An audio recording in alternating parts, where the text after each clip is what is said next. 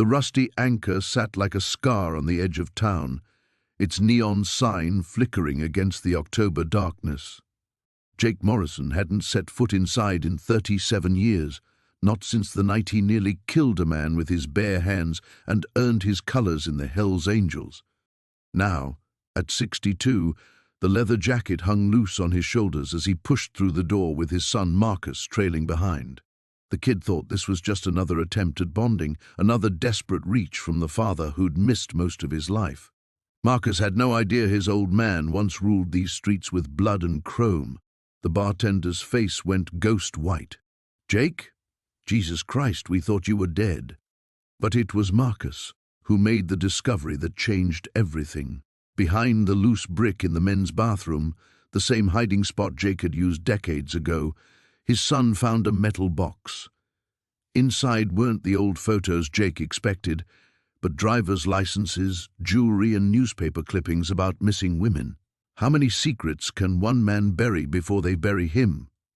The stale air inside the rusty anchor hit Jake like a punch to the gut, carrying with it the ghosts of cigarette smoke, spilled whiskey, and old violence. The walls still bore the same water stains, the same scuffed paneling he remembered from 1987. Even the jukebox in the corner looked untouched by time, though its silence felt ominous. "Tommy Kozlowski," Jake said to the bartender, forcing his voice to stay steady. "Still pulling pints after all these years?" Tommy's hands shook as he wiped down a glass that was already clean. "Thought the cancer got you, or the feds. Hell, maybe both." Marcus shifted uncomfortably behind his father, taking in the exchange with the analytical mind that had made him a successful forensic accountant. He'd agreed to this trip, hoping to understand the man who'd been more myth than father throughout his childhood, but every revelation made Jake seem more like a stranger. "This is my son, Marcus," Jake said, his voice carrying a pride that surprised them both, wanted to show him where his old man learned about life. Tommy's eyes flicked between father and son, noting the resemblance in their strong jawlines and dark eyes, but also the vast differences.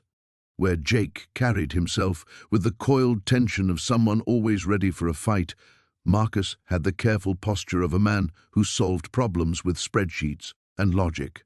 "What'll it be?" Tommy asked, though his tone suggested he'd rather they order nothing and leave. "2 beers, whatever's cold." Jake slid onto the same bar stool where he'd sat decades ago, planning jobs and settling scores. The leather creaked under his weight, and for a moment he was 25 again, hungry for respect and drunk on power. Marcus perched on the adjacent stool, studying the faded photographs lining the mirror behind the bar. Bikers, bartenders, and barflies from decades past stared back at him, their faces hard and unforgiving. "You really used to hang out here?" "More than hang out," Jake said, accepting the beer Tommy slid across the scarred wood surface. "This place was home when I didn't have anywhere else to go. The Angels took care of their own. And now?" Jake took a long pull from his beer, considering the question. "Now I'm a grandfather who builds cabinets in his garage and goes to Marcus's soccer games when his parents let me." It was a half-truth, and Marcus knew it. The real story was messier, years of Jake fighting his demons, attending meetings, trying to become the man his family deserved. The grandfather part was wishful thinking. Marcus's ex-wife barely let Jake near their 8-year-old son. "I need to use the restroom," Marcus said, sliding off the bar stool. Down the hall, past the pool table, Tommy called out, his voice still tight with old fear. Jake watched his son disappear into the dim hallway, then turned back to Tommy. "Relax. I'm not here for trouble. Just wanted to show the kid where I came from. That's what worries me," Tommy muttered. "You're coming from here?" The silence stretched between them, filled with the weight of shared history neither man wanted to revisit. Jake remembered the taste of blood, the crunch of bone, the way respect was earned with fists and fury. He also remembered the moment he'd looked in the mirror and seen a monster staring back. When Marcus returned from the bathroom 10 minutes later, his face was pale and his hands were trembling. He carried something wrapped in his jacket, something that made Jake's blood run cold with recognition and dread. "Dad!" Marcus whispered, his voice barely audible above the bar's ambient noise. "We need to talk, now." Jake saw the fear in his son's eyes and knew, with the certainty of a man who'd spent years running from his past, that their quiet evening of father-son bonding had just become something far more dangerous. Whatever Marcus had found would change everything, and Jake wasn't sure either of them would survive the truth. The silence stretched between them as Jake stared at the weathered brick facade of Murphy's Tavern. 23 years had passed since he'd last walked through those doors, but the building looked exactly the same, like time had forgotten this corner of the city existed. The neon Budweiser sign still flickered with that same dying blue light, and the steel security grate still hung askew over the front window. "This is where you want to have our heart-to-heart?" Marcus asked, adjusting his tie nervously. Even in jeans and a button-down, his son looked like he belonged in a boardroom, not a dive bar in the warehouse district.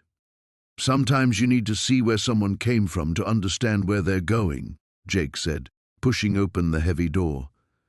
The familiar smell hit him immediately, stale beer, cigarettes, and something else he couldn't quite place, something that made his skin crawl.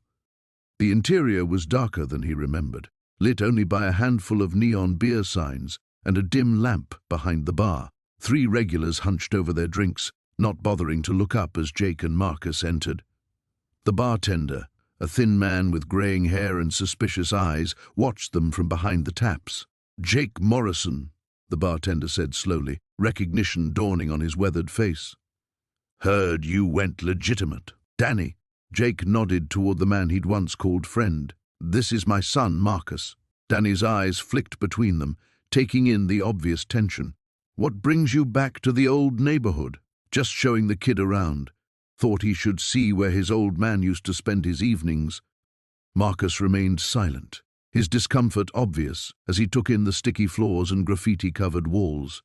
Jake could practically hear his son's thoughts. This was the world that had shaped him, the violence and chaos that had kept them apart for so many years. They found a table in the back corner, the same spot where Jake used to conduct business for the Angels. The leather booth was cracked and patched with duct tape, but it felt like sitting in a confessional. "I know you think I'm a monster," Jake began, keeping his voice low. "And for a long time I was. This place, it's where I learned that violence was the only language that mattered." Marcus finally spoke. "Mom told me stories about the fights, the arrests, the night you put 3 men in the hospital. Your mother was right to take you away from all that." Jake traced a finger along a deep gouge in the wooden table. "But I need you to understand, I'm not that man anymore. Haven't been for over 2 decades. Then why bring me here? Why show me this?" Before Jake could answer, Danny appeared at their table with 2 beers neither of them had ordered. "On the house," he said, but his smile didn't reach his eyes. "Jake, you remember the old pool room in the back? Been thinking about renovating it? You should take a look for old time's sake." Something in Danny's tone made Jake's instincts flare. The man was nervous, sweating despite the cool temperature in the bar. "Maybe later. I really think you should see it now," Danny insisted, glancing toward the front door. "Both of you." Marcus looked confused, but Jake recognized the warning in Danny's voice. Someone was coming, someone Danny didn't want to see them talking to Jake. Without another word, Jake stood and motioned for his son to follow. They walked through a narrow hallway lined with old photographs of the bar's heyday, bikers, regulars, and faces Jake remembered from his darker years. The pool room sat at the end of the hall, its door slightly ajar. Danny pushed it open, revealing a space that had clearly been abandoned for years. Dust motes danced in the weak light from a single bare bulb, and the pool table was covered with a tarp that looked like it hadn't been moved in decades. "Jesus, Danny, this place is a tomb," Jake muttered. But then he noticed something odd. Fresh footprints in the dust, leading to the far wall where a bookshelf stood slightly askew. Marcus stepped closer to the wall, his lawyer's eye for detail catching what Jake had missed. "Dad, look at this. This shelf, it's not against the wall properly. There's a gap." Jake felt his blood chill as Marcus pushed against the bookshelf. It swung inward on hidden hinges, revealing a narrow room beyond. The smell that had bothered him earlier grew stronger, metallic and wrong. "What the hell?" Marcus whispered. Jake grabbed his son's arm, every instinct screaming at him to run, but it was too late. They'd already seen too much, and from somewhere in the darkness beyond that hidden door came the soft sound of something dripping, steady as a heartbeat. Behind them, they heard the front door of the bar slam shut, followed by the unmistakable sound of the deadbolt sliding home. The silence between them stretched like a taut wire as Marcus pushed through the bar's heavy wooden door.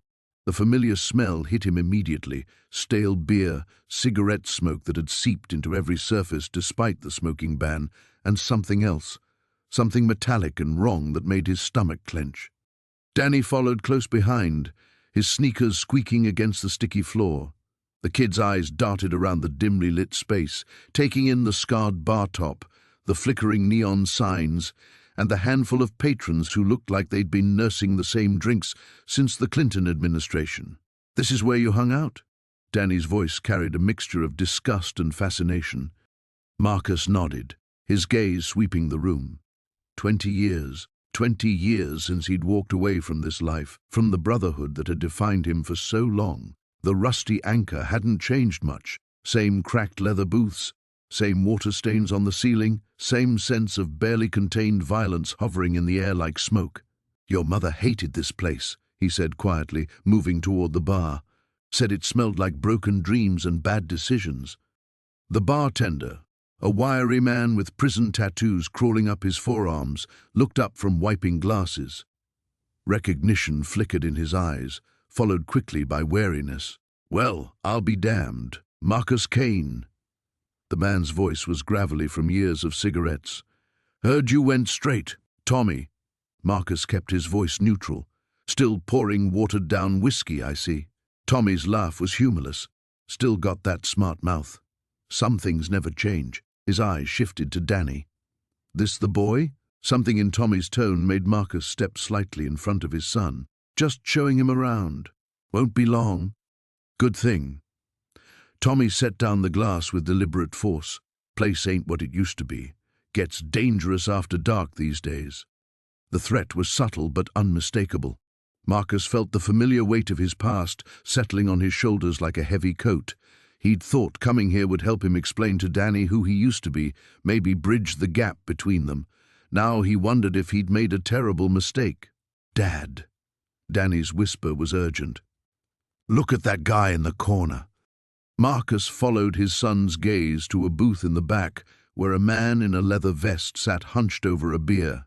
Even in the dim light, Marcus could make out the distinctive skull logo of the Death's Head chapter.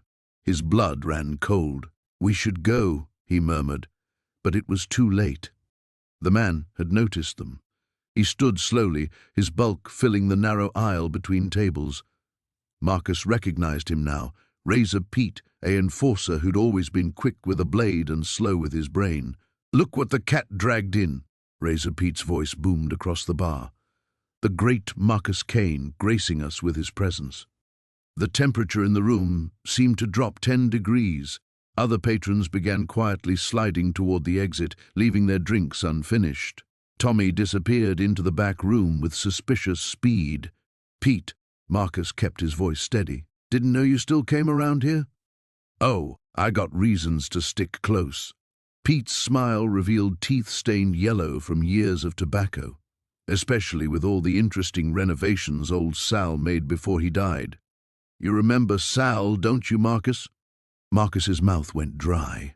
Sal Torino had owned the rusty anchor back when Marcus was running with the Angels. He'd been the kind of man who asked no questions and remembered nothing, which made his establishment popular with people who valued discretion above hygiene. "Sal's dead?" Marcus tried to keep his voice casual. 3 months now. Heart attack, they say." Pete's grin widened. "Left some real interesting things behind. Want to see?" Every instinct Marcus had developed in 20 years of legitimate living screamed at him to grab Danny and run. But Pete was already moving, not toward them, but toward a door marked employees only behind the bar. "Come on, Marcus, for old time's sake." Pete's voice carried the same tone a spider might use to invite a fly for dinner. "Bring the boy. Education's important." Danny grabbed his father's arm. "Dad, we don't have to." "Yeah, you do." Pete's hand moved to his belt, where the outline of a knife handle was clearly visible. "See, Sal kept records, real detailed records, and some of them mention your daddy here." Marcus felt the walls of his new life beginning to crumble. Whatever Sal had hidden behind that door, whatever records Pete was talking about, he knew with sickening certainty that his past had finally caught up with him. And now Danny was going to pay the price too. "After you," Pete gestured toward the door with mock politeness. Marcus looked at his son's frightened face and made the only choice he could. They walked toward whatever waited in the darkness beyond that door.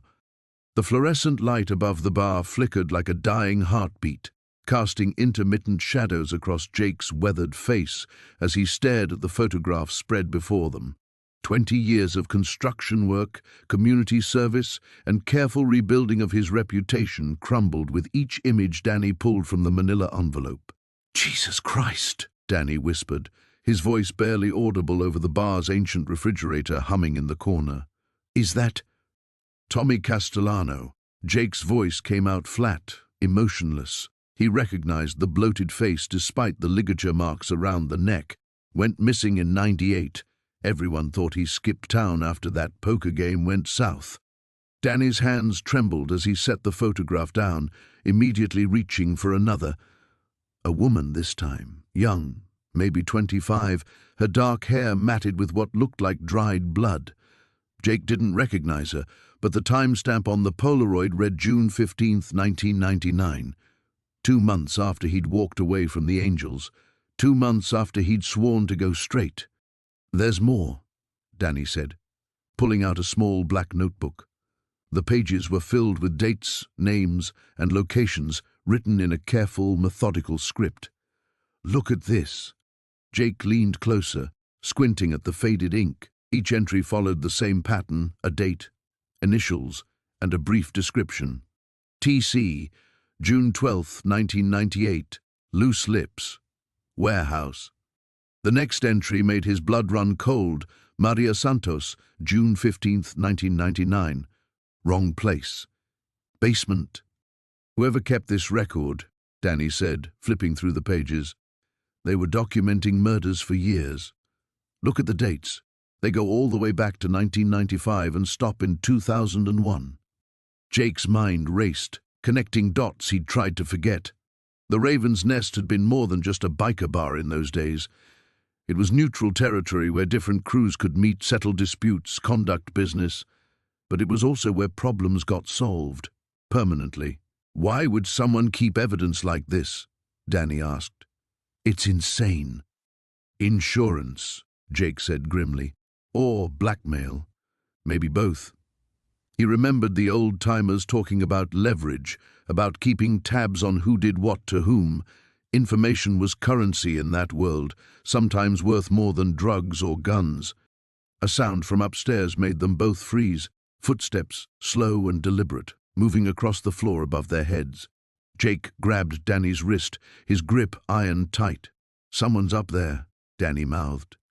Jake nodded toward the corner where they'd found a second exit, a narrow staircase leading up to what looked like a back-alley entrance. The footsteps above continued their measured pace, as if someone was searching the abandoned bar methodically. "Pack it up," Jake whispered. "All of it." Danny quickly gathered the photographs and documents, shoving them back into the envelope while Jake examined the rest of the hidden room. More boxes lined the walls, each labeled with years. A filing cabinet in the corner had been left slightly open, revealing hanging folders stuffed with papers. The footsteps stopped directly overhead. Then came the sound of something heavy being moved, furniture scraping against wood floors. "They're looking for the entrance," Jake realized. In his memory, he could picture the old carpet behind the bar that concealed the trapdoor. Someone else knew about this room. Danny slung the envelope under his jacket and moved toward the back stairs, but Jake caught his arm. The boy's eyes were wide with fear, but there was something else there, a hardness that reminded Jake uncomfortably of himself at that age. "Listen to me," Jake said quietly. "When we get out of here, you forget this place exists. You forget what you saw. Like hell I will. This is evidence of murder. We have to stay alive." Jake cut him off. "You think the cops don't know about this place? You think everyone who should be in prison is in prison?" He gestured at the boxes around them. "This stuff stayed hidden for 20 years for a reason." The sound of splintering wood echoed from above, followed by heavy boots on creaking floorboards. Whoever was up there had found the entrance and was prying it open. Jake pushed Danny toward the stairs. "Move, now." They climbed quickly but quietly, Jake's knee protesting with each step. Behind them, he could hear the trap door being forced open and someone dropping down into the hidden room. A flashlight beam swept across the walls below, illuminating the space they'd just vacated. The back stairs led to a rusted metal door that opened onto an alley choked with weeds and garbage. The late afternoon sun felt harsh after the underground darkness. Jake grabbed Danny's shoulder and steered him away from the bar, toward the street where his pickup truck waited. "Dad," Danny said as they reached the vehicle, his voice shaking, "what the hell have we gotten ourselves into?" Jake looked back at the Raven's Nest. A black SUV with tinted windows sat parked across the street, engine running. He couldn't see the driver, but he didn't need to. "Something that should have stayed buried," he said. The hidden room felt smaller with both of them inside it, the air thick with decades of secrets and the metallic scent of old blood. Danny watched his son's face cycle through disbelief, horror, and something that might have been respect for the methodical organization of it all. The kid had always been smart, too smart for his own good sometimes. "This isn't just some random collection," Marcus said, his voice barely above a whisper. He was examining the photographs again, holding them up to catch the dim light filtering in from the bar. "Look at the dates, the sequence numbers written on the backs. Someone was documenting everything." Danny's stomach lurched. He'd been hoping Marcus wouldn't notice that detail, wouldn't put together what it really meant. "We need to get out of here, now." But Marcus was already pulling another box from the shelf, this one filled with manila envelopes labeled with dates spanning 3 decades. "Dad, do you understand what this is? This isn't evidence, it's insurance. Someone was keeping records on everyone who got their hands dirty." "I understand plenty," Danny snapped, moving toward his son. "I understand that touching any of this makes us part of whatever sick game someone's been playing." Marcus looked up at him, and in that moment, Danny saw his own stubborn streak reflected back. "What if your name is in here?" The question hung between them like a loaded gun. Danny had been asking himself the same thing from the moment they'd found the room, but hearing it spoken aloud made it real in a way that terrified him. 20 years of building a legitimate life, of proving he could be more than the violence that had defined his youth. All of it could disappear with a single photograph. "Then we burn it all," Danny said without hesitation. "That's not how this works." Marcus was already opening the first envelope, his movements quick and precise. "If this documentation exists, there are probably copies, digital backups. You can't just destroy evidence and pretend it never happened." Danny grabbed his son's wrist. "Evidence of what? We don't even know what we're looking at here." Marcus pulled free and continued rifling through the contents. "Murder, Dad. We're looking at evidence of murder. Multiple murders, and someone went to a lot of trouble to preserve it all." He paused, holding up a photograph that made Danny's blood run cold. It was Razor, 25 years younger, standing over a man Danny recognized as Tommy Castellano, a small-time drug dealer who'd tried to muscle in on club territory. Tommy had disappeared one night, and everyone assumed he'd just moved on to easier hunting grounds. The photograph told a different story. "Razor's still alive," Danny said, his mind racing. "Still runs with the club. Then he's probably looking for this room too." Marcus was spreading photographs across the floor now, creating a timeline of violence that spanned decades. "Look at this pattern. These aren't random killings. They're systematic. Territorial disputes, rival gangs, people who threatened the club's business interests. Danny knelt beside his son, studying the images with growing dread. He recognized faces, remembered names, could place himself at the periphery of half these situations. "This is someone's life insurance policy," he said. "Mutually assured destruction. Or retirement plan." Marcus held up a ledger filled with dates, amounts, and initials. What if whoever collected this was blackmailing people? Monthly payments to keep their secrets buried? The sound of a motorcycle engine outside made them both freeze, then another and another, until the rumble of multiple bikes filled the air. Danny moved to the hidden door, pressing his ear against it. "They're here," he whispered. Marcus was frantically stuffing photographs back into boxes. Who? The police? Worse. Danny could hear boots on the floor above them now, heavy footsteps moving through the abandoned bar. The club. How did they know we were here? Danny's mind was working furiously, trying to piece together how they'd been tracked. Then it hit him, his phone. Of course, even reformed, even 20 years removed from that life, they were still watching, still keeping tabs on former members who knew too much. "Listen to me," he said, gripping Marcus by the shoulders. "Whatever happens, you don't know anything about this room. You came here with your old man to see where he used to drink, that's all. I'm not leaving you. You're not leaving me. But if they find us down here..." Danny looked around the room one more time at all the carefully preserved evidence of his former life's brutality. Some secrets are worth killing for. The footsteps above them had stopped.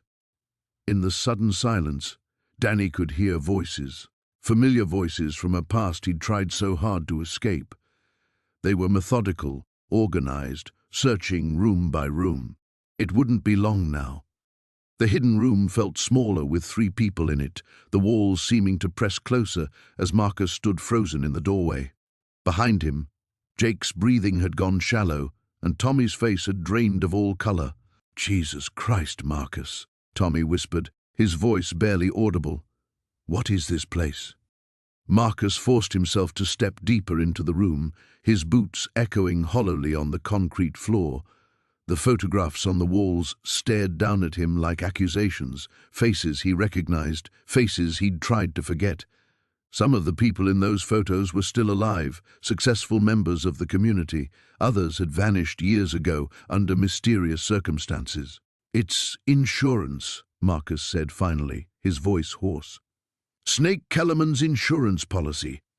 Jake moved past his father, drawn to a metal filing cabinet in the corner. Insurance for what?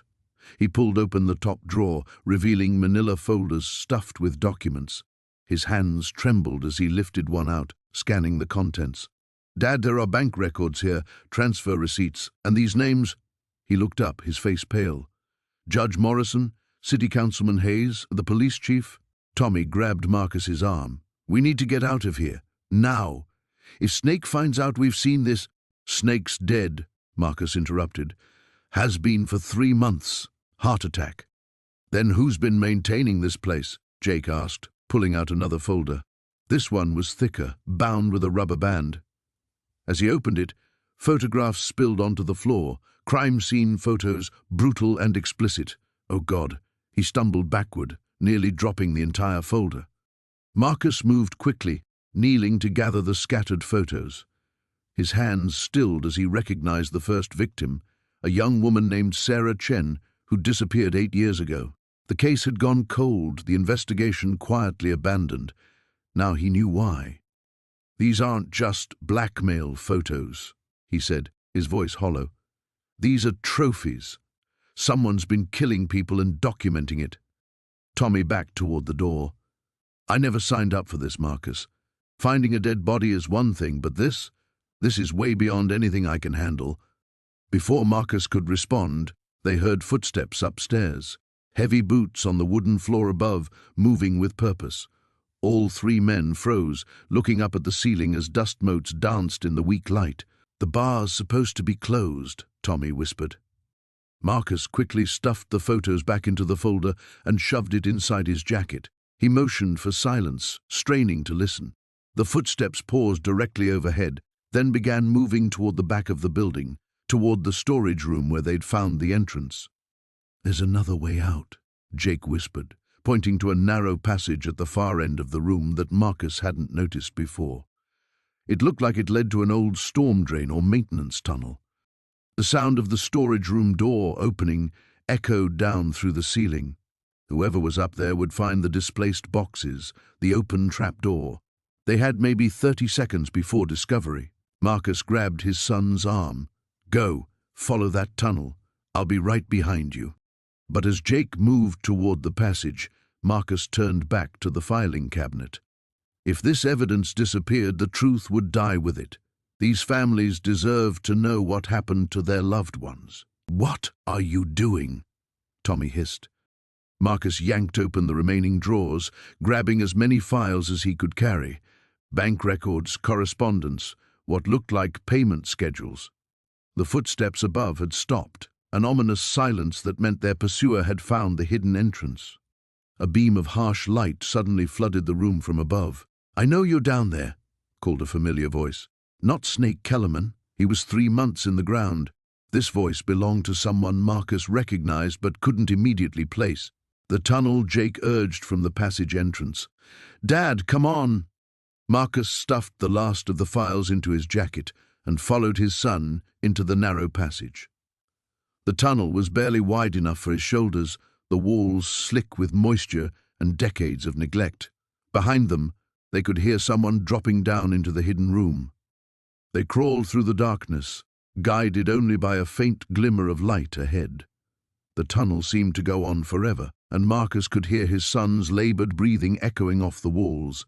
His own lungs burned from years of cigarettes and the musty, oxygen-poor air. Finally, they emerged through a rusted grate into an alley behind the bar. The afternoon sun was blinding after the underground darkness. Tommy was already there, having apparently known about the tunnel's exit. "We can't go back to our cars," Marcus said, checking the files to make sure they'd survived the crawl. "Whoever that was will be watching them." Jake leaned against the alley wall, still catching his breath. "Who else knew about that room, Dad? Who else had access?" Marcus looked back at the grate they'd just crawled through, then up at the rear windows of Mulligan's. A shadow moved behind one of them. "Someone who's been watching us this whole time," he said grimly. The silence in the hidden room pressed against them like a living thing. Jake's flashlight beam trembled across the photographs scattered on the makeshift table, each image a frozen moment of horror that made his stomach clench. Beside him, Marcus stood rigid, his face pale in the harsh LED light. "We need to get out of here," Marcus whispered, backing toward the narrow opening they'd crawled through. "Right now." But Jake couldn't move. His eyes were fixed on one particular photograph. A young woman with dark hair and terrified eyes, bound to what looked like the same chair that now sat empty in the corner. The timestamp on the photo showed a date from 8 years ago. The year he'd gotten clean, the year he'd tried to leave everything behind. "Dad!" Marcus's voice carried an edge of panic. "Dad, we have to go." Jake forced himself to look away from the photographs and scan the rest of the room. Metal filing cabinets lined one wall, their surfaces covered in dust, but the locks recently disturbed. A laptop sat closed on the table, its power light blinking red. Someone had been here recently, very recently. "These murders," Jake said, his voice barely audible. "They happened after I left, after the club thought I was out." "What are you talking about?" Marcus stepped closer despite his obvious desire to flee. "What does this have to do with you?" Jake's hands shook as he pointed to a leather jacket hanging on a hook near the chair. Even in the dim light, the distinctive skull and wings patch was clearly visible, a Hell's Angels cut, but not just any cut. The name embroidered below the patch made his blood freeze. Prophet, in block letters, with his old member number underneath. "That's impossible," he breathed. "I burned my cut when I left, made sure of it." Marcus grabbed his father's arm. "Someone's been using your identity?" Before Jake could answer, the sound of footsteps echoed from the main bar above them, heavy boots crossing the wooden floor in a deliberate pattern. Jake killed the flashlight instantly, plunging them into absolute darkness. "There's another way out," he whispered, remembering the old building's layout. "The basement connects to the storm drain system. Used to be how we moved product without being seen." They felt their way along the wall, Marcus's breathing sharp and panicked behind him. Jake's fingers found the edges of what felt like another hidden panel, this one leading deeper into the building's foundation. The footsteps above grew louder, more urgent. "Someone knows we're here," Marcus hissed. Jake worked at the panel, his muscle memory from decades past, guiding his hands to the concealed latch. The panel swung open, revealing a narrow tunnel that smelled of mold and stagnant water. "Stay close," he whispered, pulling Marcus into the tunnel just as they heard voices above. "Search every inch," a gravelly voice commanded. They were here. Probably still are. Jake recognized that voice. Tommy Kowalski, sergeant-at-arms for the local chapter. A man who'd taken Jake's place in the hierarchy after he'd left, and someone who'd never forgiven him for walking away clean while others had gone to prison. They crawled through the tunnel, their hands and knees splashing through puddles of fetid water. Behind them, the sounds of destruction echoed as furniture was overturned and walls were pounded, searching for hollow spaces. "The drain outlet is about 50 yards, Jake whispered. "Comes up in the alley behind Murphy's grocery." "How do you know all this?" Marcus asked, his voice tight with fear and something else, disappointment maybe, or disgust. "Because I helped build it," Jake admitted. "Back when I was everything you think I am now." They reached the drain outlet as sirens began wailing in the distance. Someone had called the police, though whether it was help or another complication remained to be seen. Jake pushed aside the rusted grate and pulled himself up into the alley, then helped Marcus climb out. The night air felt like salvation after the claustrophobic tunnels. They were 3 blocks from where they'd parked Marcus's car, but the streets between were likely being watched. "We can't go to the police," Jake said, checking both ends of the alley. "Not yet. Those photos, that evidence, it's all circumstantial, and with my history—" "Your history that you lied about," Marcus shot back. "Your history that apparently includes helping build escape tunnels for murderers." "I never killed anyone," Jake said firmly, "but someone's been doing it in my name, using my old identity. And now that we've seen their operation, we're both targets." A black SUV turned into the far end of the alley, its headlights cutting through the darkness. Jake grabbed Marcus's arm and pulled him behind a dumpster just as the vehicle's spotlight began sweeping the area. "We run on 3, Jake whispered. "And son, whatever happens next, whatever you learn about who I used to be, remember that I came back here to protect you." The spotlight moved closer, and Jake counted down in his head, knowing their window for escape was closing fast. The basement felt smaller now, suffocating in its silence. Jake watched his father's hands shake as Tommy rifled through more documents, each page seeming to drain more color from the older man's face. The musty air carried the weight of decades-old secrets, and Jake found himself breathing through his mouth to avoid the smell of decay and fear that seemed to permeate everything. "We need to get out of here," Jake whispered, but Tommy didn't respond. His father was lost in the papers, reading names and dates that clearly meant something to him, something terrible. A floorboard creaked upstairs. Both men froze. The sound came again, deliberate and heavy. Someone was walking through the bar above them, moving with purpose rather than the random stumbling of a drunk who'd wandered in. Tommy's eyes met Jake's, and in that moment, Jake saw something he'd never seen before in his father's face, genuine terror. Not the calculated wariness of a man who'd lived hard, but the raw fear of someone who knew exactly what kind of death awaited him. "The light," Tommy mouthed silently, pointing to the bare bulb hanging from the ceiling. Jake reached up and unscrewed it part way, plunging them into darkness just as footsteps moved directly overhead. They could hear muffled voices now. At least 2 men, maybe 3. The words were indistinct, but the tone was clear. They were searching for something. In the blackness, Jake felt his father's hand grip his shoulder, guiding him toward what he hoped was still an exit. The basement had felt like a tomb before. Now it threatened to become their actual grave. "Check the office." A voice drifted down through the floorboards. "And the storage room. They might have found something." Jake's blood turned to ice. They were looking for them specifically. This wasn't a coincidence or bad timing. Someone knew they were here. Tommy's hand tightened on his shoulder, and Jake could feel his father leaning close to his ear. When Tommy whispered, his voice was barely a breath. "Stay behind me. When I move, you move. Don't think, don't hesitate." The footsteps were spreading out now, covering more of the bar above. One set moved toward the back, where Jake remembered seeing a door that might lead to the basement. His heart hammered against his ribs as he tried to calculate how long it would take them to find the entrance. A new sound cut through the darkness, the distinctive scrape of a chair being moved, then another. They were checking everything, moving furniture, looking for hidden entrances. Jake thought about the evidence spread across the table behind them. Even if they escaped, those documents would be found. The photographs, the ledger, the detailed records of murders that stretched back 20 years. It would all fall into the wrong hands. As if reading his thoughts, Tommy pressed something into Jake's palm, a lighter. In the faint glow of its flame, Jake saw his father gathering papers, shoving them into his jacket. Tommy worked with desperate efficiency, prioritizing documents that seemed to hold the most weight. The photographs of victims went first, then the ledger pages with the most detailed entries. The flame died, and they were in darkness again. Above them, the searchers had found something.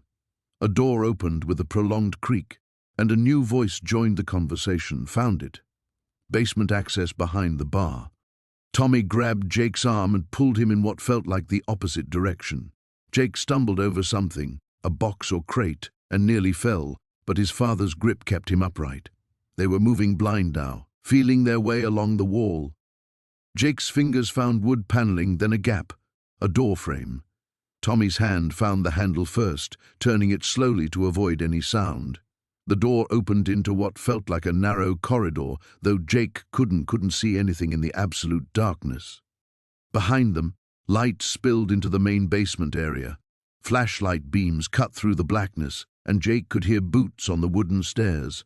The searchers had found their way down. "Someone's been here," a voice called out. "Recently." Tommy pulled Jake deeper into the corridor. Their footsteps were muffled now, but Jake could feel they were moving upward, following what must be another set of stairs. Emergency exit maybe, or a service entrance that connected to an adjacent building. "Spread out," another voice commanded. "Check every room, every corner. And be ready. Tommy Morrison's not going down easy." The use of his father's full name hit Jake like a physical blow. These weren't random criminals or opportunistic thugs. They knew exactly who they were hunting, and they'd come prepared for violence. The corridor ended in another door. Tommy paused, listening, then slowly turned the handle. Cool night air touched Jake's face. They'd found a way out.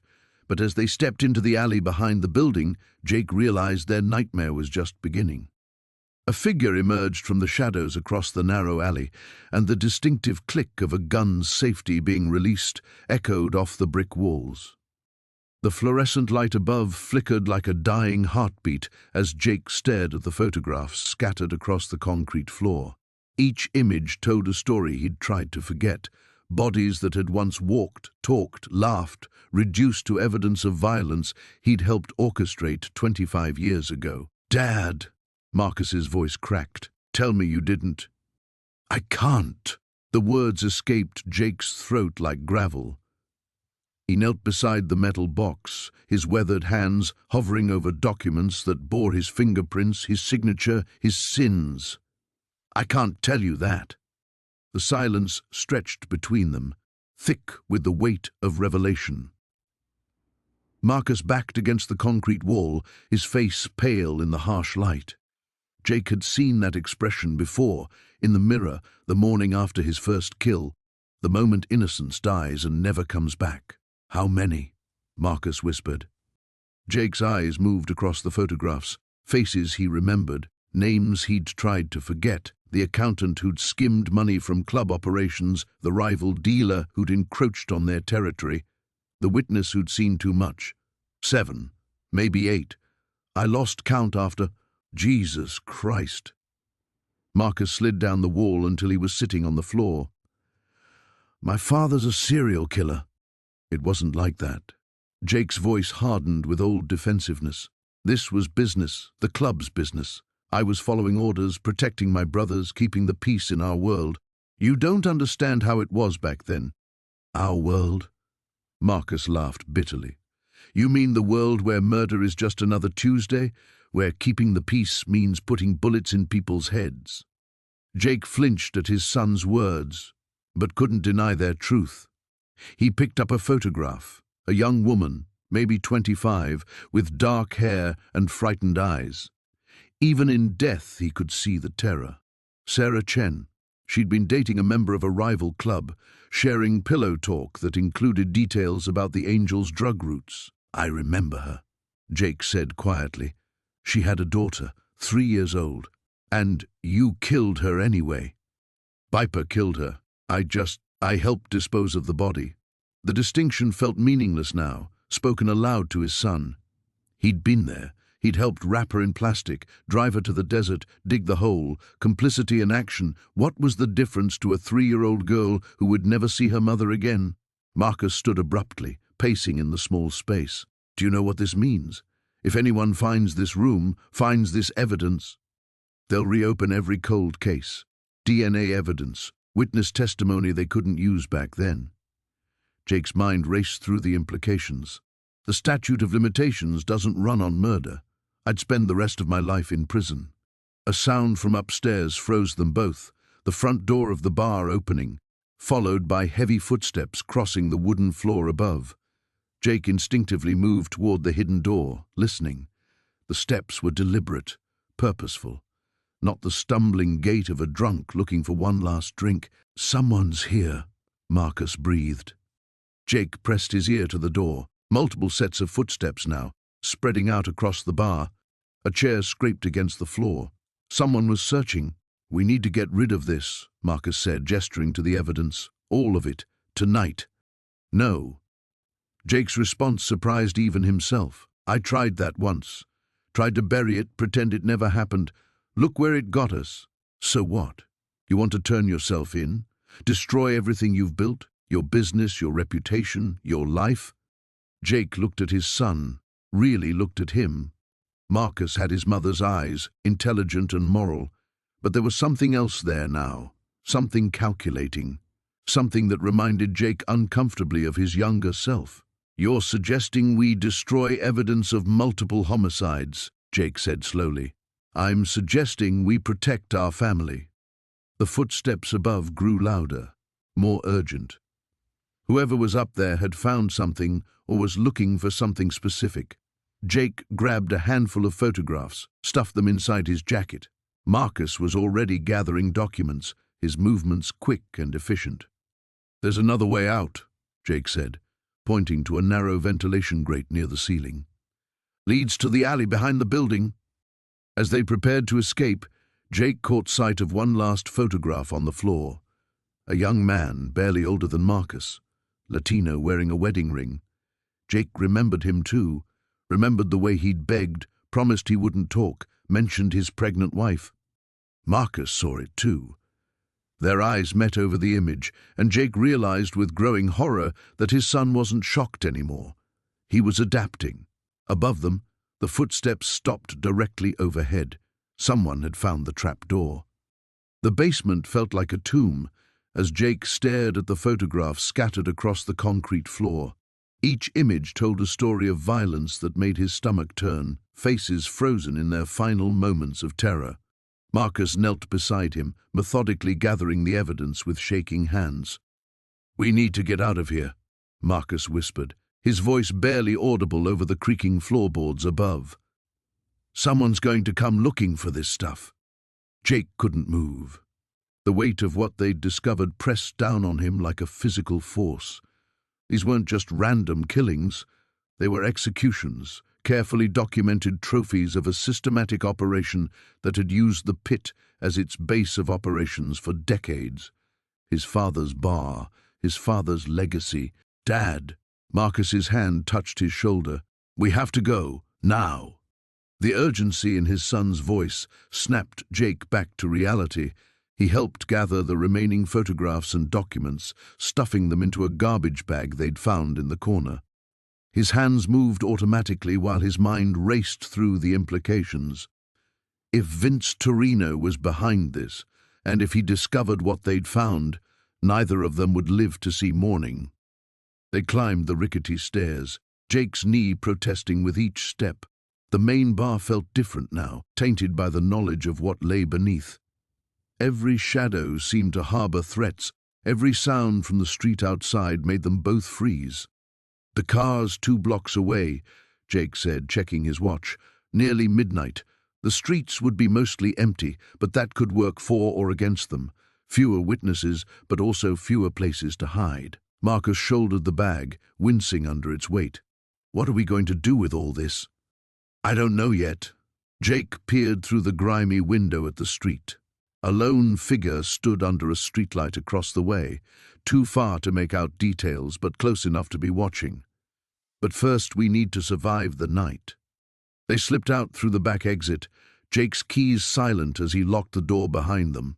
The alley reeked of garbage and stale beer, shadows stretching like grasping fingers from the surrounding buildings. Every instinct Jake had developed during his years with the Angels screamed danger. The walk to the car felt endless. Each footstep echoed off the narrow alley walls, amplified in the still night air.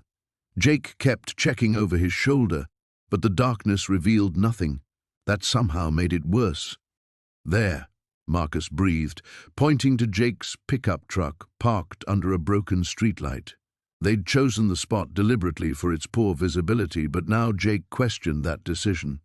Too many blind spots, too many places for an ambush. They were 20 feet from the truck when Jake heard it, the soft scrape of a shoe on asphalt behind them. He spun around, grabbing Marcus's arm and pulling him into a crouch between 2 parked cars. "What?" Marcus started. "Quiet." Jake's hand found the knife on his belt, muscle memory taking over. 3 figures emerged from the shadows they'd just passed through, moving with the deliberate pace of hunters who knew their prey was trapped. Jake recognized the walk before he could make out the face. Tommy Castellano, one of Vince's lieutenants, flanked by 2 men Jake didn't know. Professional muscle by the look of them. The kind who did this work for money rather than loyalty. "We know you're here, Jake," Tommy called out, his voice carrying easily in the empty street. "Found your truck. Nice and easy, nobody gets hurt worse than necessary." Marcus looked at his father with wide eyes, the bag of evidence clutched against his chest. Jake could see his son's fear, but also something else. Determination. The kid wasn't going to break. Jake's mind calculated angles and distances. The truck was still 15 feet away. Tommy and his men were spread out, covering the most obvious escape routes. But they'd made a mistake. They were assuming Jake was the same man who'd left the Angels 15 years ago, slower and softer from his time playing legitimate businessman. They were about to learn otherwise. "Stay low," Jake whispered to Marcus. "When I move, you run for the truck. Don't look back. Don't hesitate. Get in and drive. I'm not leaving you." "You are." Jake's voice carried the authority of years spent giving orders that meant life or death. "That evidence is the only thing that might keep us alive. Get it to Detective Rodriguez. Promise me." Marcus nodded reluctantly, tears mixing with determination in his eyes. Jake took a deep breath, feeling the familiar calm that had once made him legendary among the Angels. Time to find out if he still had it in him. He burst from cover, the knife already in his hand, moving toward Tommy with the fluid violence of his former life. Behind him, he heard Marcus running for the truck, and knew that whatever happened next, at least his son might survive. The abandoned warehouse smelled of rust and decay, its broken windows letting in thin shafts of moonlight that cut through the darkness like accusations. Marcus pressed his back against the cold concrete wall, Tommy beside him, both of them straining to hear any sound that might indicate they weren't alone. "Dad, this is insane," Tommy whispered, his voice barely audible.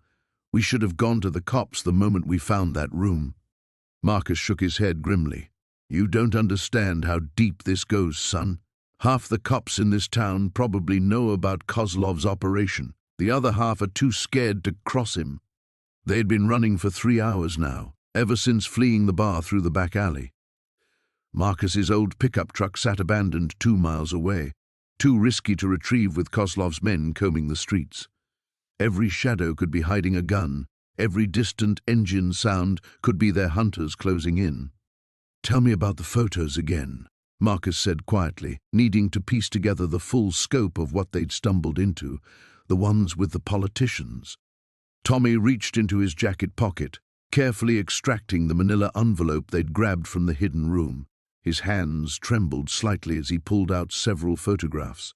Mayor Davidson, Chief Richardson, that district attorney who's always on TV talking about cleaning up the city. Marcus studied the images in the dim light. Each showed the same pattern, respected officials shaking hands with Viktor Kozlov at what appeared to be private meetings. Money changed hands in some photos. In others, briefcases were exchanged. The most damning showed Chief Richardson personally destroying evidence bags. Kozlov's been building a network for decades, Marcus realized. That room wasn't just about hiding bodies, it was insurance, blackmail material to keep everyone in line. A distant sound made them both freeze. Footsteps echoed from somewhere in the warehouse, deliberate and searching. Marcus grabbed Tommy's arm, pulling him deeper into the shadows behind a stack of rusted machinery. 2 figures emerged into the moonlit space, their silhouettes familiar. Jake Morrison and another man Marcus didn't recognize, both carrying flashlights and handguns. They moved with practiced efficiency, clearly experienced in hunting people through dark spaces. "Check the back sections," Jake's voice carried clearly in the empty space. "Marcus knows these old buildings. He'll try to find multiple escape routes." The second man nodded and disappeared into the darkness. Jake continued forward, his flashlight beam sweeping methodically across the warehouse floor. Marcus could see his former brother's face in the reflected light, hard, focused, completely committed to the hunt. Tommy started to shift position, but Marcus held him still. One wrong move, one accidentally kicked piece of debris, and they'd be discovered. The envelope of evidence pressed against Marcus's chest, where he'd tucked it inside his jacket. Those photographs were their only leverage, the only thing that might keep them alive long enough to expose the truth. Jake's radio crackled to life. "Any sign of them?" Kozlov's voice was unmistakable. "Not yet, but they're here." Marcus's phone pinged a cell tower 6 blocks from this location 20 minutes ago. "Find them, Jake. The longer they stay free, the more dangerous this becomes. Those photos could unravel everything we've built." Marcus felt Tommy tense beside him. His son was finally understanding the true scope of what they faced, not just a local crime boss protecting his territory, but a corruption network that reached into every level of city government. The evidence they carried could bring down dozens of powerful people, which made them incredibly valuable and incredibly expendable. The radio conversation continued. "What about the cleanup at the bar?" "Already handled. The room's been cleared, all evidence moved to the secondary location. But those photos they took, we need those back. And if we can't retrieve them," a long pause, "then we make sure Marcus and his boy can never share what they know." The transmission ended, leaving Jake alone with his flashlight in the darkness. He was getting closer now, his search pattern bringing him inevitably toward their hiding spot. Marcus could see his old friend's face clearly, the scar across his left cheek from a bar fight 15 years ago, the tattoo on his neck that matched one Marcus had removed years earlier when he left the Angels. They had history, Jake and Marcus. They'd saved each other's lives more than once in the old days, but that meant nothing now. Jake had made his choice, thrown his loyalty behind Kozlov's operation and the money it generated. Whatever brotherhood they'd once shared was dead, killed by greed and the corrupting influence of unchecked power. Marcus made a decision. He pressed the envelope into Tommy's hands and whispered directly into his ear, so quietly that even someone standing 3 feet away couldn't have heard. "When I move, you run. Get to the north exit. Find a way to contact that reporter from the Tribune, Sarah Chen. Give her everything." Tommy's eyes widened with panic. "Dad, no!" But Marcus was already in motion. The warehouse smelled of rust and decay, its broken windows casting jagged shadows across the concrete floor. Marcus gripped the steering wheel tighter as they pulled up to the loading dock, Danny silent beside him. 3 motorcycles were already parked outside, Jake's Harley and 2 others Marcus didn't recognize. "Stay close," Marcus muttered, checking the .38 tucked beneath his jacket one final time. "And if things go sideways, you run. Don't look back." Danny nodded, his face pale but determined.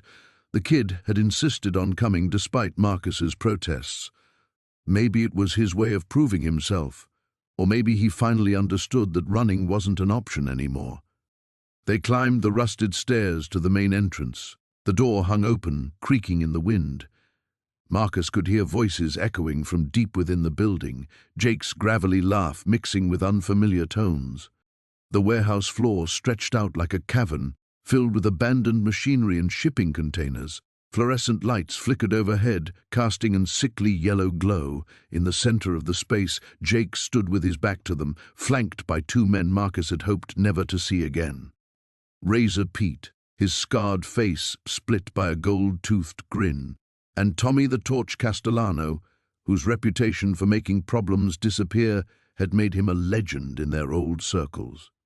"Well, well," Jake called out without turning around. "Look what the cat dragged in." Marcus stepped forward, keeping Danny behind him. "Jake, didn't expect you to bring friends to a family reunion." "Family?" Jake spun around, his eyes wild with something that looked like grief mixed with rage. "You want to talk about family, Marcus? Let's talk about my brother." The words hit Marcus like a physical blow. Bobby, Jake's younger brother who died in that warehouse fire 15 years ago. The fire that had convinced Marcus to leave the club for good. "Bobby made his own choices that night," Marcus said carefully. "We all did." "Bullshit," Jake's voice echoed off the concrete walls. "You left him there. Left all of us there while you played house with your pretty little wife." Razor Pete stepped forward, his hand resting on the knife at his belt. "Jake's been telling us some interesting stories, Marcus, about evidence, about murders, about how you've been sitting on information that could put a lot of good men behind bars. The only men that evidence would hurt are the ones who deserve it," Marcus replied. "Men who crossed lines that should never be crossed." Tommy laughed, a sound like grinding metal. "Lines? We never had lines, brother. We had loyalty. Something you forgot the minute you put on that respectable citizen costume." Danny shifted beside him, and Marcus could feel the boy's tension like a live wire. This was exactly what he'd feared, his past and present colliding in the worst possible way. "The evidence is already in safe hands," Marcus lied smoothly. "You kill me, it goes straight to the FBI, along with a few other insurance policies you don't know about." Jake's face darkened. "You think I'm stupid? You think I don't know you've been scrambling around town all day, trying to figure out what to do with that little treasure trove?" Marcus's blood ran cold. They'd been watching him, following him. How long had they known? "But here's what you didn't count on," Jake continued, pulling out his phone. "Your boy Danny here has been very helpful." The screen showed a series of text messages, Danny's number, coordinates, meeting times. Marcus felt the world tilt sideways as he turned to stare at his son. "Dad, Danny started, his voice breaking. "They said they just wanted to talk," Danny continued desperately. "They said if I helped them find the evidence, they'd leave you alone. I was trying to protect you." The betrayal cut deeper than any knife. Marcus had finally started to trust again, to believe that maybe his son could be the fresh start he'd always dreamed of. But the sins of the past had poisoned that too. "Smart kid," Razor Pete said with approval. "Knows where his real interests lie. Leave him out of this." Marcus growled. "Your problem is with me." "Actually," Jake said, his smile turning predatory, "my problem is with anyone who threatens the Brotherhood, and right now that includes your son." The warehouse suddenly felt smaller, the walls closing in. Marcus calculated distances, exits, angles. 3 armed men, one of them his own flesh and blood caught in the middle. The .38 felt heavy against his ribs, but drawing it would only escalate things past the point of no return. "So here's how this works," Jake continued. "You're going to take us to that evidence, all of it. And then we're going to have a long conversation about loyalty and consequences." Marcus looked at Danny, saw the fear and regret warring in his son's eyes. The boy had made a mistake, but he was still just a kid, still salvageable. "All right," Marcus said finally. "But the boy stays here." Jake's laugh echoed through the empty warehouse like a death knell. "Oh, Marcus, you still don't get it, do you? Nobody stays anywhere. We're all going for a ride." The warehouse smelled of rust and decay, a tomb of corrugated metal and broken dreams on the outskirts of town. Marcus kept his hands steady on the steering wheel as they pulled into the shadow of the building, though every instinct screamed at him to gun the engine and disappear into the night. Beside him, Danny sat rigid, clutching the manila envelope containing photocopies of everything they'd found in Kozlov's hidden room. "You sure about this?" Danny's voice cracked slightly. "Marcus killed the engine." "No. But it's the only play we have left." 3 motorcycles were already parked near the entrance, their chrome gleaming despite the dim light filtering through grimy windows. Marcus recognized the bikes. Iron Wolves, Kozlov's crew, the same men who'd been hunting them for the past 2 days, ever since they'd stumbled into that nightmare beneath the rusty anchor. The warehouse door groaned open before they reached it. Viktor Kozlov stepped out, flanked by 2 enforcers Marcus remembered from the old days, Dmitri, with his scarred face and dead eyes, Pavel, whose hands were stained with more blood than motor oil, Marcus Steele. Kozlov's accent made the name sound like a curse, the ghost who walks among the living. "Victor." Marcus stopped 10 feet away, close enough to talk, far enough to react if things went sideways. "We need to discuss terms." Kozlov's laugh was like grinding gears. "Terms? You steal from me, you see things not meant for your eyes, and you speak of terms?" Danny shifted beside him, and Marcus caught the subtle movement. His son was positioning himself for a run, just like they'd discussed. "Smart kid. Too smart to be standing here in the first place." "I didn't steal anything," Marcus said. "I found it, just like the police will find it if something happens to us." "Ah, the insurance policy." Kozlov nodded toward Pavel, who produced a tablet and held it up. The screen showed Sarah, Danny's girlfriend, sitting bound in what looked like another warehouse. Her eyes were wide with terror, tape across her mouth. "I have insurance too." Danny's sharp intake of breath cut through the air like a blade. Marcus felt his son tense beside him, ready to do something stupid and heroic that would get them all killed.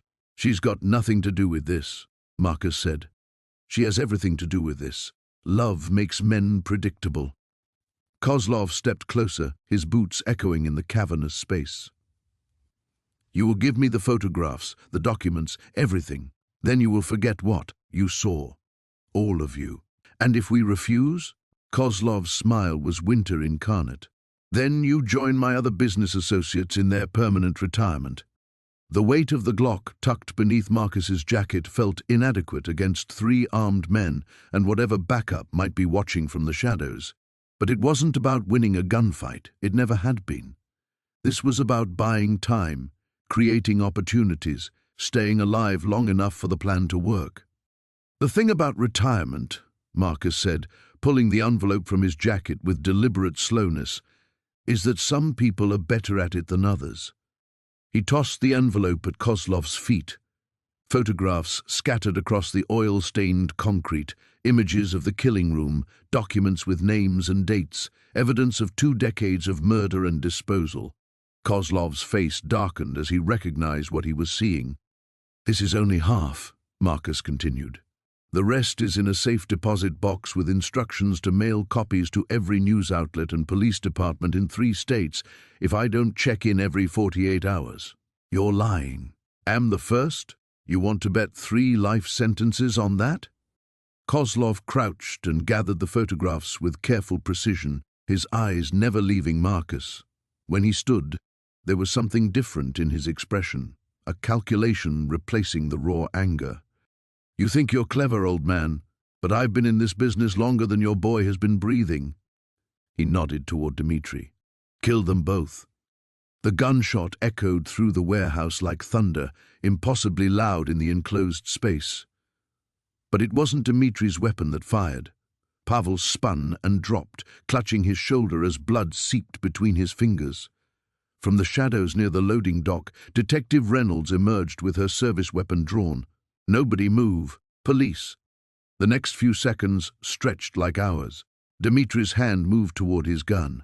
Marcus dove left, tackling Danny to the ground as more shots rang out. Kozlov scrambled for cover behind a support pillar, shouting orders in Russian. When the shooting stopped, Pavel was down and unconscious. Dmitri sat against a wall, hands zip-tied behind his back, and Viktor Kozlov was gone, disappeared into the labyrinthine darkness of the warehouse's rear sections. Reynolds approached with her weapon still drawn, her face grim. That went about as well as expected. Marcus helped Danny to his feet, checking him for injuries. Did you get him? He's wounded but mobile. We'll find him. She looked around the warehouse. The girl? Different location. We need to move fast before he makes another call. The abandoned warehouse stretched before them like a concrete tomb, its broken windows staring down like dead eyes. Marcus killed the engine of the stolen pickup truck and sat in the sudden silence, his knuckles white against the steering wheel. Beside him, Danny pressed a blood-soaked rag against his shoulder where Kozlov's bullet had grazed him. You sure about this place? Danny asked through gritted teeth. Marcus nodded toward the building. Tommy Rascone used to run guns out of here back in the day. If anyone can get us clean weapons and a safe route out of the city, it's him. He paused, studying his son's pale face, assuming he doesn't shoot us on sight. They climbed out of the truck, Danny wincing as the movement pulled at his wound. The late afternoon sun cast long shadows across the empty lot, and Marcus found himself checking every corner, every potential hiding spot. After what happened at the motel, he wasn't taking any chances. The front entrance was chained shut, but Marcus led them around to a service door where he knocked in a specific pattern, 3 short, 2 long, 1 short. The sound echoed hollowly in the silence. After a moment, footsteps approached from inside. Who's asking? Came a gravelly voice through the steel door. Marcus Kane. Tommy, it's me. A pause. Then the sound of multiple locks being undone. The door cracked open, revealing a weathered face partially hidden in shadow. Tommy Rascone had aged hard in the 15 years since Marcus had gone straight. His once dark hair was now steel grey, and a jagged scar ran from his left ear to his jaw. Jesus Christ, Marcus, you look like hell. Tommy's eyes shifted to Danny. This the kid? Yeah, we need help, Tommy. Tommy studied them both for a long moment, then stepped back. Get in, quick! The interior of the warehouse had been converted into a makeshift fortress. Shipping containers formed walls and rooms, creating a maze-like structure. Armed men watched from elevated positions, their faces hidden in shadow. Tommy led them through the maze to what had once been an office, now furnished with military surplus furniture and banks of security monitors. Heard you had some trouble with Kozlov, Tommy said, settling into a chair behind a metal desk. Word is he's put $100 grand bounty on your heads. Marcus felt his stomach drop. $100 grand? You must have really pissed him off.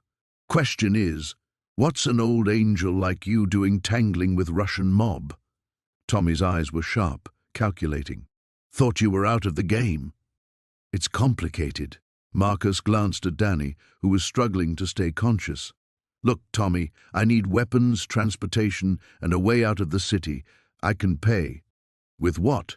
Your landscaping business? Tommy laughed, but there was no humor in it. Marcus, you're radioactive right now. Every crew in the city knows your face. Helping you is bad for business. The monitors showed multiple views of the surrounding area. On one screen, Marcus spotted movement, black SUVs approaching from the east. His blood turned to ice. "Tommy, we've got company." Tommy spun toward the monitors, cursing. "How the hell did they find you?" Marcus realized with growing horror that they'd been tracked somehow. Maybe the truck, maybe something else. On the screens, men in tactical gear were taking positions around the warehouse. "Back exit?" Marcus asked. "Blocked." Tommy was already moving, grabbing an assault rifle from a rack on the wall. "Looks like we're doing this the hard way." The first explosion shook the entire building, sending dust raining from the ceiling. Emergency lights flickered on, casting everything in hellish red. Over the warehouse's intercom system, a voice boomed in accented English. "Marcus Kane, you have something that belongs to us. Come out, and perhaps your son lives." Danny struggled to his feet, adrenaline cutting through his pain. "Dad, what did you take from them?" Marcus' mind raced back to the hidden room, to the flash drive he'd grabbed in those final moments before they'd fled the bar. He pulled it from his pocket, staring at the small device that had turned their lives upside down. "Insurance," he said grimly. "Evidence of every murder, every deal, every dirty cop on Kozlov's payroll, enough to bring down his entire operation." Another explosion, closer this time. Through the office windows, Marcus could see Tommy's men taking defensive positions behind the shipping containers. Muzzle flashes lit up the warehouse floor as the gunfight began in earnest. Tommy tossed Marcus a pistol. "You remember how to use one of these?" Marcus checked the clip, muscle memory from his violent past flooding back, like riding a bike.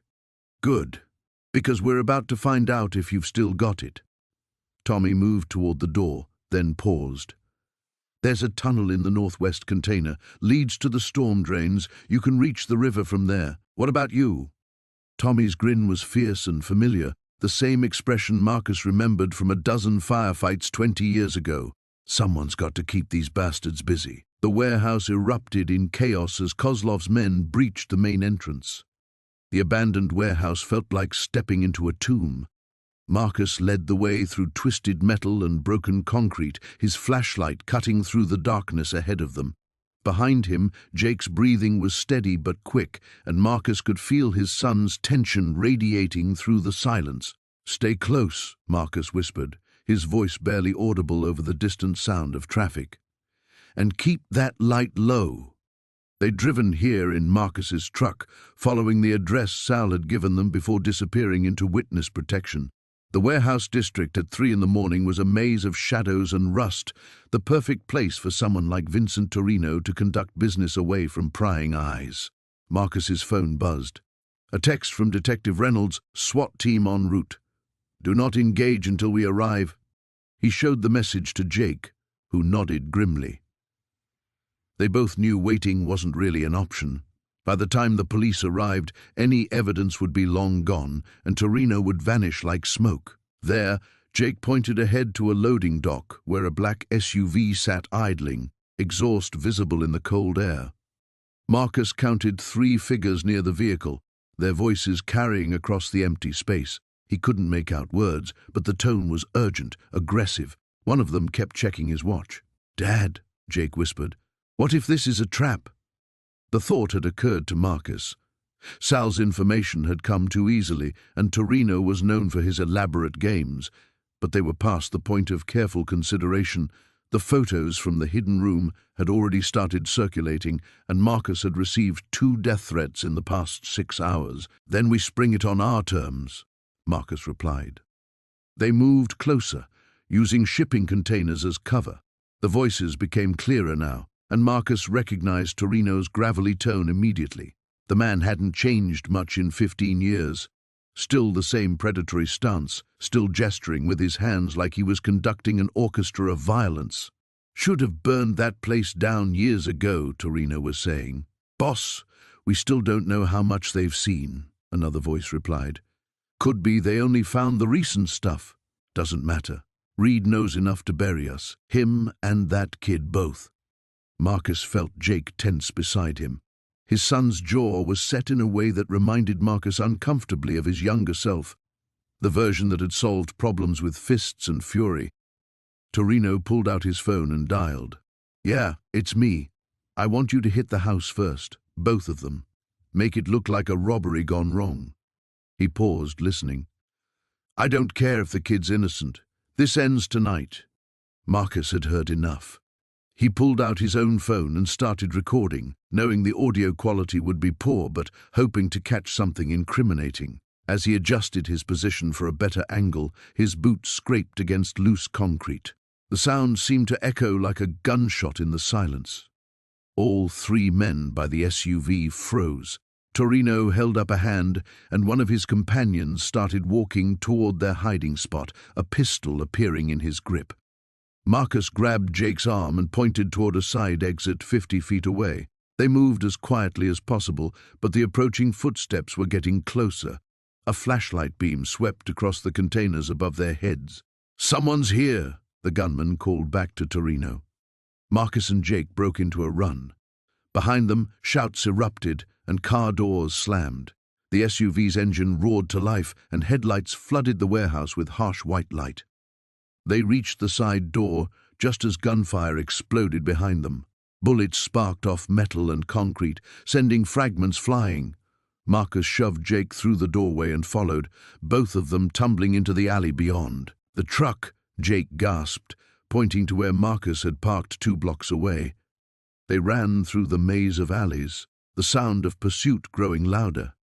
Marcus's lungs burned, reminding him that his days of running from trouble should have been long behind him. But Jake moved with the confidence of youth, pulling his father along when he stumbled. They reached the truck as the black SUV turned into their alley, headlights sweeping toward them. Marcus gunned the engine and they shot forward, tires screaming on wet asphalt. "Did you get any of that on recording?" Jake asked, breathing hard. Marcus checked his phone while steering one-handed through the empty streets. The recording was there, but short and muffled. Probably not enough for a conviction, but definitely enough to prove Torino was actively hunting them. His phone rang. "Detective Reynolds. Marcus, where are you?" "We hit the warehouse and found it empty." "They were there," Marcus said. "Torino was planning to kill us tonight. We've got maybe an hour before they find us again. Come to the station. We can protect you." Marcus looked at Jake, seeing his own determination reflected in his son's eyes. "No, we're finishing this.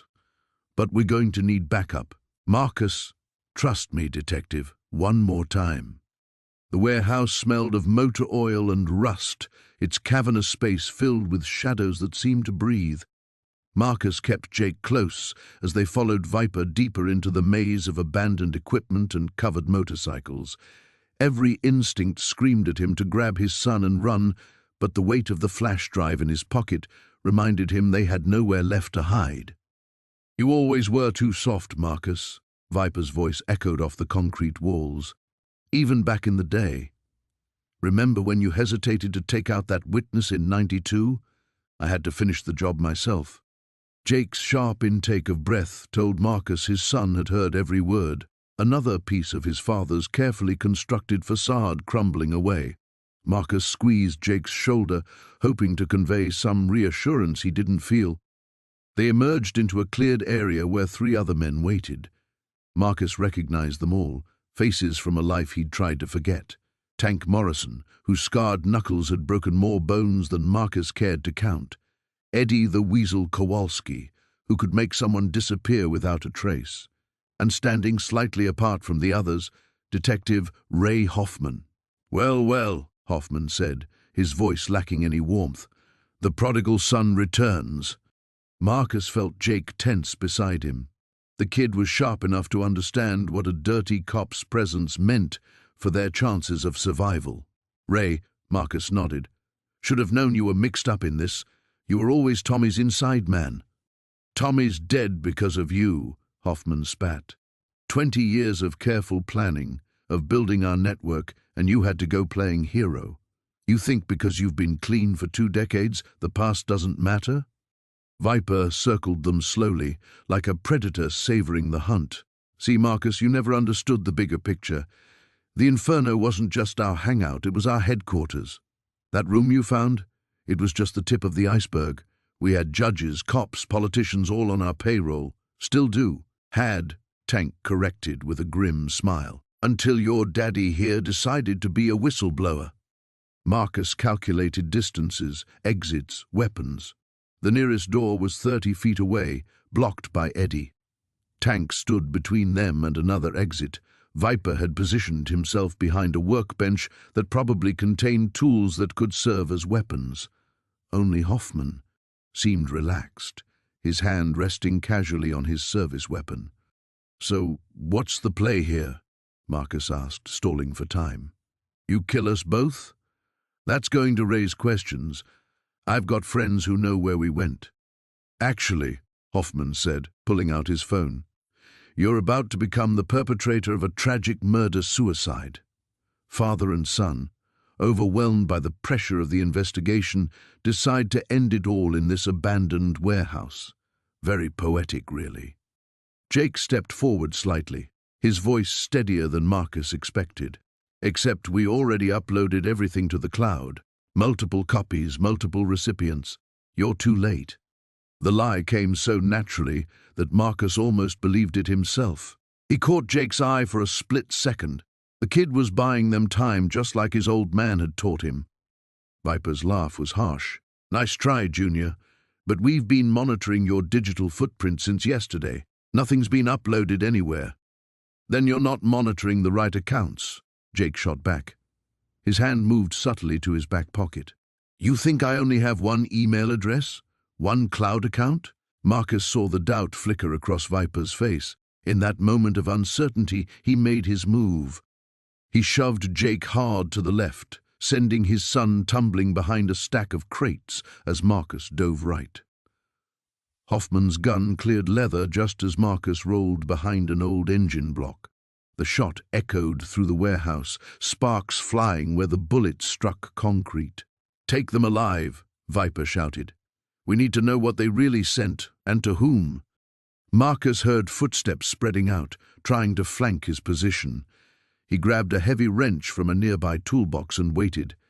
Through the maze of machinery, he could see Jake crawling toward what looked like a rear exit, staying low and quiet. "Good boy." Tank appeared around the engine block, his massive frame blocking out the overhead light. Marcus swung the wrench in a wide arc, catching the big man across the knee. Tank roared and stumbled, but his meaty hand shot out and grabbed Marcus by the shirt. They crashed into a workbench, tools scattering everywhere. Tank's fist whistled past Marcus's ear, splintering wood. Marcus drove his elbow up into Tank's ribs, then grabbed a screwdriver and jabbed it into the man's thigh. "Jake, run!" Marcus shouted as Tank howled and loosened his grip. But even as he fought for his life, Marcus knew they were outnumbered and outgunned. Their only hope now was that Jake could escape and finish what they'd started. The truth had to survive even if they didn't. The abandoned warehouse smelled of rust and decay, its broken windows casting jagged shadows across the concrete floor. Marcus gripped the crowbar tighter as footsteps echoed from the entrance behind them. 3 sets, maybe 4.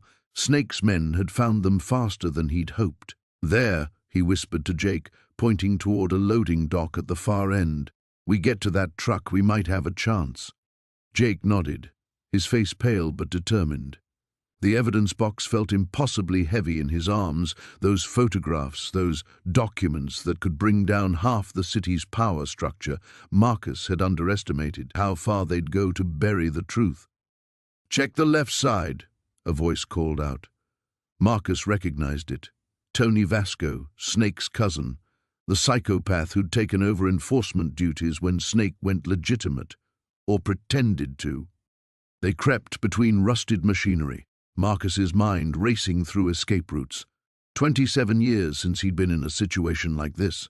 27 years of building a different life, becoming a different man. But muscle memory was a cruel thing.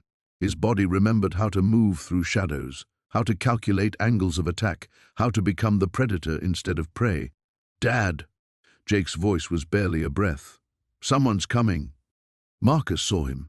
Young guy, probably mid-20s, sweeping the area with nervous energy. New recruit trying to prove himself. Those were always the most dangerous ones. The kid was 10 feet away when Marcus made his move. The crowbar caught him across the temple, dropping him instantly. Marcus grabbed the pistol from the unconscious man's waistband, checking the chamber. Full clip. "Jesus," Jake whispered. "Keep moving." Marcus pushed his son forward, but he could see the shock in Jake's eyes. This wasn't theoretical anymore. This was the man Marcus used to be, the violence he'd spent decades trying to forget. They reached a cluster of shipping containers when the shooting started. Bullets pinged off metal, sparks flying. Marcus grabbed Jake, pulling him behind a concrete pillar. "How many?" Jake asked. 3 left, maybe more outside. Marcus peered around the edge. Muzzle flashes lit up the darkness like deadly fireflies. "They want this quiet, which gives us an advantage. They can't call in backup without explanations." "What explanations?" Marcus met his son's eyes. "The kind that get police commissioners and city council members arrested." Another burst of gunfire, closer this time. Marcus counted the shots, automatic weapons, probably AR-15 seconds. Professional grade. Snake wasn't taking chances. "Listen to me," Marcus said. "There's a storm drain behind this building. You remember when you were 8, that game we played in the construction tunnels? Hide and seek in the dark. Same principle. You take the evidence and go. I'll buy you time." Jake shook his head. "I'm not leaving you. You have to. Someone needs to get those documents to Detective Morrison. Without them, everyone dies for nothing." The footsteps were getting closer. Marcus could hear them coordinating, surrounding their position. Professional tactics. These weren't street thugs anymore. "There's something I never told you about that night," Marcus said suddenly. "The night I left the club." Jake stared at him. "Now? Really? I killed a man, Tommy Greco. He was going to hurt your mother, and I put a knife in his chest." Marcus's voice was steady, matter of fact. "That's why I left everything behind. Not just for me, for you, so you'd never have to know that version of your father." A shadow moved past their hiding spot. Marcus raised the pistol. "But here we are," Jake said. "Yeah, here we are." Marcus smiled grimly. "The difference is, this time I'm not doing it for the club or for money or because someone disrespected me. I'm doing it because my son needs to live. That matters." The shooting stopped. Sudden silence filled the warehouse. "They're trying to flush us out," Marcus whispered, "making us think it's safe to move. What's the plan?" Marcus checked his weapon again. 1 clip, maybe 15 rounds. Not enough for a sustained firefight, but enough to create chaos. "When I start shooting, you run for that drain. Don't look back. Don't wait for me. Just run." "Dad." "I love you, Jake. I know I wasn't around when you needed me, but I love you. Remember that." Before Jake could respond, Marcus stepped out from behind the pillar. The first shot took down Tony Vasco, spinning him backward into a stack of crates. The second caught another man in the shoulder, sending him diving for cover. Marcus moved like he was 25 again, muscle memory overriding decades of peaceful living. But even as he fought, even as he bought precious seconds for his son's escape, he knew this warehouse would be his last stand. Some debts could only be paid in blood. Behind him, he heard Jake running. That was enough. The sirens grew louder as Marcus pressed the accelerator harder, his knuckles white against the steering wheel. In the passenger seat, Jake clutched the manila envelope containing the photographs and documents they'd risked everything to retrieve. The evidence that would finally put Razor and his crew behind bars, if they lived long enough to deliver it. "Dad, there's a car following us," Jake said, checking the side mirror for the 3rd time in 30 seconds. Marcus had already spotted the black Charger weaving through traffic 2 cars back. "I know. Hold on." He yanked the wheel hard right, tires screaming as they took the exit ramp at dangerous speed. The Charger followed, confirming his worst fears. Razor's men had found them. "Why aren't we going to the police station?" Jake asked as they barreled down residential streets. "Because half those cops are on Razor's payroll. We need Detective Morrison, and she's at the Federal Building downtown." Marcus checked his phone at a red light. 3 missed calls from Sarah. His heart clenched, knowing she was probably frantic with worry. The light turned green and he floored it, but the charger was gaining ground. In his rearview mirror, Marcus saw the passenger window roll down, revealing the unmistakable glint of metal. "Get down!" he shouted, jerking the wheel left as the first shot shattered their rear window. Glass rained down on Jake as he ducked, still clutching the envelope. Marcus's hands moved with muscle memory he'd hoped never to use again, the violent instincts of his past flooding back. He spun the wheel hard, sending their car into a controlled skid that put them sideways across both lanes. The Charger, unable to stop in time, clipped their rear bumper and spun out into a parked car. "Is this what it was like?" Jake asked breathlessly, as Marcus straightened their damaged car and continued driving. "When you were with the Angels?" "Worse," Marcus replied grimly. "Much worse." They drove in tense silence for several blocks before Jake spoke again. "I understand now. Why you left, why you never talked about it." Marcus glanced at his son, really looked at him, and saw something different in Jake's eyes. Not the angry, judging kid who'd shown up at his apartment, but someone who he'd seen the darkness firsthand and understood the weight of carrying it. "I spent 20 years trying to outrun what I'd done," Marcus said. "Built a new life, brick by brick. But you can't escape your past. You can only choose what to do with it." The federal building loomed ahead, its imposing concrete facade promising safety. Marcus pulled into the parking garage, noting the heavy security presence. For the first time in hours, he allowed himself to breathe. Detective Morrison met them at the elevator, her expression grim. "I've been trying to reach you for hours. Razor's been arrested." Marcus felt Jake tense beside him. "What for?"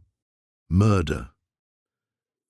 We found DNA evidence linking him to the Thompson killing from 2019, but his lawyer's already working on bail, and without more evidence." Jake stepped forward, extending the envelope. "Will this help?" Morrison's eyes widened as she examined the contents. Photographs of buried bodies, financial records showing money laundering operations, names, dates, locations, everything needed to dismantle Razor's entire network. "Where did you get this?" "The Rusty Anchor," Marcus said. "Hidden room behind the office. Razor's been keeping trophies." Morrison nodded slowly. "This is enough to put him away forever. All of them." She looked directly at Marcus. "You know what this means for you, right? You'll have to testify. Your past will come out." Marcus felt the weight of that reality settle on his shoulders. His construction business, his reputation, the quiet life he'd built, all of it would be scrutinized, possibly destroyed. He looked at Jake, expecting to see disappointment or fear. Instead, his son placed a hand on his shoulder. "We'll figure it out," Jake said. "Together." The word hit Marcus harder than any punch he'd ever taken. Together. After years of distance, of mistakes and missed opportunities, his son was choosing to stand with him. "There's something else," Morrison said. "We've been monitoring Razor's communications. He put out a contract on both of you. You'll need protection until this goes to trial." Marcus nodded, having expected as much. But as they walked toward the conference room where federal agents waited to take their statements, he felt something he hadn't experienced in decades. Hope. He'd entered that dive bar, carrying the weight of his past like chains around his neck. Now, walking beside his son, he felt those chains beginning to break. The road ahead would be difficult. Trials, testimony, the constant threat of retaliation. But for the first time since Jake was born, Marcus wasn't walking it alone. The demons of his past weren't gone, might never be completely gone, but they no longer owned him. And that, he realized, made all the difference.